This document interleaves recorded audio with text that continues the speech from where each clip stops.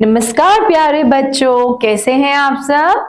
आइए आज मैं आपको हिंदी कक्षा में कुछ नया पाठ पढ़ाती हूँ। तो यह पाठ है अंक का। किसका? अंक का। तो आप जानते हैं ना, अभी तक हम स्वर और उनकी मात्राओं का बोध कर रहे थे। तो अब हम आज करेंगे अंक। किसका? अंक। फिर से बोलिए, स्वर अंक का। तो आप सब इसको पहचानते हैं ना, यह है स्वर अंक और इनकी मात्रा है यह बिंदु। कैसी है यह देखने में? एक गोल आकार में छोटा सा डॉट यानी कि बिंदु, इसको हम बोलते हैं बिंदु। यह अनुस्वार कहलाते हैं। क्यों? क्योंकि वह शब्द जिनको हम नाक से बोलते हैं उन्हें हम अनुस्वार शब्द भी कहते हैं। जैसे इस बिंदु का जब हमने उच्चारण किया था अंगूर में, अंगूर, अंग, है ना। तो इसमें जब हम बोलते हैं तो इसे हम अपनी नाक से बोलते हैं और आवाज जो है वो एक बिंदु की निकलती है। तो आओ देखें और समझें। बस अभी के लिए आप यह जानिए कि यह अनुस्वार शब्द है, यह अंग है और इस बिंदु के रूप में यह मात्रा का हम प्रयोग करते हैं। तो आओ शुरू करें आज की कक्षा। देखिए और समझिए। तो बच्चों, आप सब यह पहले ही चित्र देखते हैं। पहला चित्र है एक शेल का यानी कि शंख का। शंख जब आप बोलते हैं तो आवाज कैसी आती है? श, श जमा अंग, अंग यानी कि बिंदु, यानी कि अंग की मात्रा का प्रयोग करेंगे हम। अंग जमा ख, तो शंख। जब आपको आवाज आ रही है अंग की तो वह व्यंजन के बाद लगता है। ये कहाँ लगता है? व्यंजन के ऊपर, दो व्यंजनों के बीच में। जिस व्यंजन के बाद इसकी आवाज आती है वहां पर इसको लगाते हैं छत के ऊपर यानी कि रेखा के ऊपर डॉट की फॉर्म में। और दूसरे व्यंजन से यह पहले लगता है। जैसे आप यहाँ पर देख रहे होंगे अपनी स्क्रीन पर, यह है पंखा। क्या है ये? पंखा। जब मैं पंखा बोलती हूं तो किसकी ध्वनि आती है? प की, और साथ में अंग की भी आ रही है और ख और आ की मात्रा की भी आ रही है। तो आओ इसका उच्चारण करें। प जमा अंग जमा ख जमा आ की मात्रा, आ की मात्रा बराबर हुआ पंग। प के बाद मैंने बिंदु लगाई, पंखा। पंखा क्या शब्द बना? पंखा। फिर से बोलिए, पंखा। आओ जरा इन रसीले अंगूर के गुच्छे की ओर बढ़े हम। आहा, मीठे मीठे अंगूर। अंगूर में किसकी आवाज आती है? अ जमा अंग, अंग की मात्रा जमा ग और बड़े ऊ की मात्रा जमा र, मिलकर बने अंगूर। क्या शब्द बना? अंगूर। तो देखा आपने बच्चों, अंग की मात्रा सबसे सिंपल और सरल है। बस आपको ध्वनि का ध्यान रखना है और याद रखना है कि जहां पर भी यह मात्रा का प्रयोग होगा तो आपने एक बिंदु लगानी। आओ अब हम आगे पढ़कर समझिए। दो अक्षर वाले कुछ ऐसे शब्द देखते हैं। आओ, पहली लाइन में लिखा है र अंग, रंग। र के बाद बिंदु है और ग, मिलकर बने रंग। क्या बना? रंग। अगला शब्द है स बिंदु और ग, स अंग, संग। क्या बना यह शब्द? स और अंग की मात्रा और ग, संग। संग का मतलब होता है टुगेदर, इकट्ठे। और अगर मैं बिंदु हटा दूंगी तो यह शब्द का मतलब बिल्कुल ही बदल जाएगा। सग। सग क्या होता है? कोई शब्द नहीं है, इसलिए असली शब्द है संग। अगला शब्द है द, अंग की मात्रा और ग, मिलकर बने दंग, दंग। फिर से बोलिए, दंग, है ना। दंग का मतलब होता है शौक होना, सरप्राइज होना। आओ अगला शब्द पढ़ें। ज अंग की मात्रा और ग मिलकर बना जंग। जंग, जंग का मतलब होता है फाइट। जो हमारे सोल्जर्स हैं, फौजी हैं, वह बॉर्डर पे जाके क्या करते हैं? फाइट करते हैं, जंग करते हैं। क्या करते हैं? जंग करते हैं। आओ अब हम अगला शब्द पढ़ते हैं। ग अंग गा, गंगा। गंगा एक नदी का नाम है जो कि बहुत ही पवित्र नदी है ना? और तीर्थ स्थल हरिद्वार पे में बहती है। गंगा, क्या नाम है नदी का? गंगा। फिर से बोलिए, गंगा। उसके बाद पढ़ेंगे हम पंगा। तो जब भी आप अंग की मात्रा बोल रहे हैं उसके साथ शब्द भी उसके साथ आप व्यंजन भी बोलिए। पंगा, पंगा। पंगा मतलब किसी से भी उंगलीबाजी करना या किसी को भी छेड़खानी करना। पंगा। अगला शब्द पढ़ते हैं।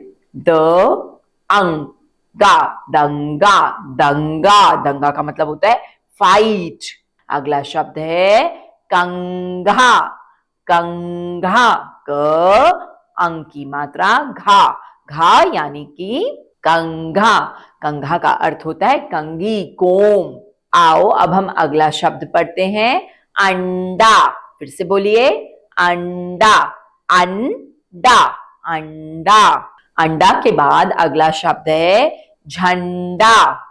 झंडा, झंडा क्या होता है बच्चों? फ्लैग होता है। आओ बच्चों अगला शब्द पढ़े। ठंडा। ठंडा, ठंडा का मतलब होता है कोल्ड। आगे पढ़ते हैं अगला शब्द घंटा। घंटा, घंटा का मतलब होता है बेल। बच्चों अभी हमने 2 अक्षर वाले शब्द पढ़े और अब हम 3 अक्षर वाले शब्द पढ़ते हैं। अगला शब्द पढ़ते हैं तरंग। यहाँ पे आपने देखा र और ग के बीच में क्या लगा है? बिंदु। अंग, तरंग। क्या बोला? तरंग। फिर से बोलिए, तरंग। अगला शब्द है संग, संगम। संगम, संगम होता है मेल, किसी भी चीज का, 2 चीजों का मिलना, उसको हम बोलते हैं संगम। अगला शब्द है मंग। म के बाद अंग की मात्रा ग और ल मिलकर बने मंगल। फिर से बोलिए, मंगल। क्या शब्द है बच्चों? मंगल। आओ मंगल के बाद पढ़ते हैं अगली लाइन में शब्द जंगल। क्या शब्द है? जंगल। अगला शब्द है मंदिर। क्या शब्द है? मंदिर। फिर से बोलिए, मंदिर, मंदिर। नया शब्द पढ़ेंगे अब हम इन। ईश्वर है ना? इंसान। इंसान। अभी तक हमें बिंदु में ग की आवाज आ रही थी, अब यहां पर आ रही है न की आवाज। इंसान, क्या शब्द हुआ? यह है इंसान। आओ आगे पढ़े हम। संजय। संजय किसी का नाम है, उसको बोलते हैं संजय।